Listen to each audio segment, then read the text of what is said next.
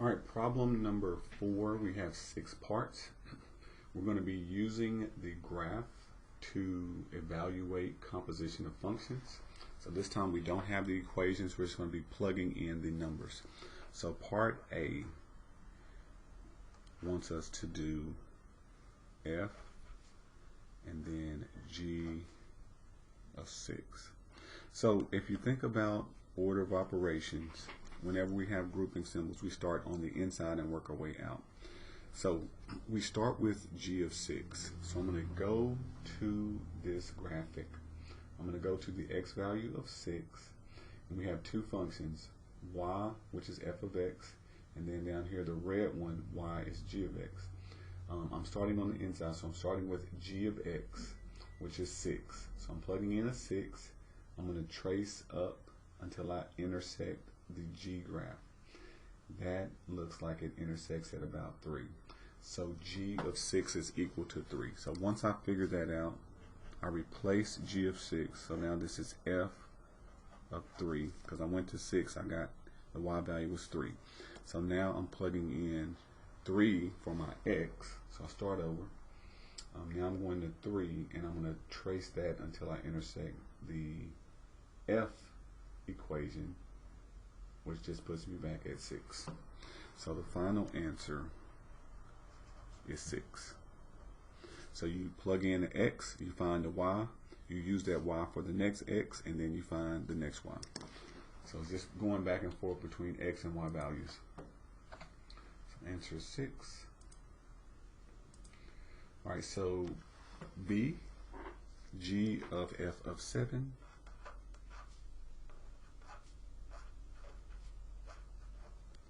So again, we start on the inside. We're going to go to the x value of 7 and find where that intersects f. So I'm going to go to 7. I'm going to go up until it intersects the black graph.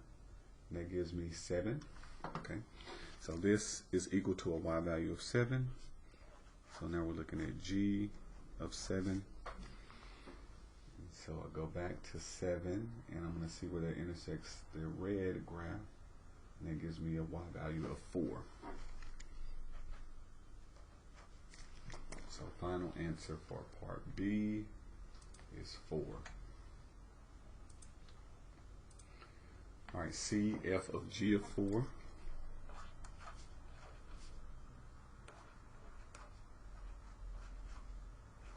Alright, so start at 4, intersect the red graph for g. So 4, we go up, we get the value of 1.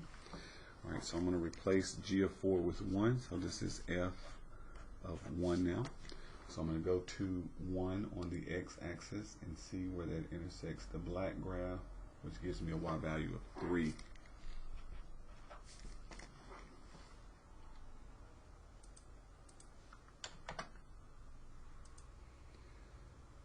G, f of 8.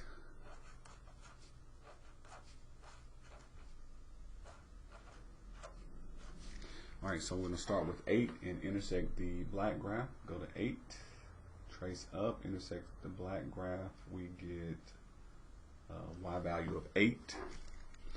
So we're going to replace f of 8 with 8. So now we're looking at g of 8. And g of 8 is going to intersect the red graph right here. And that is a y value of 5.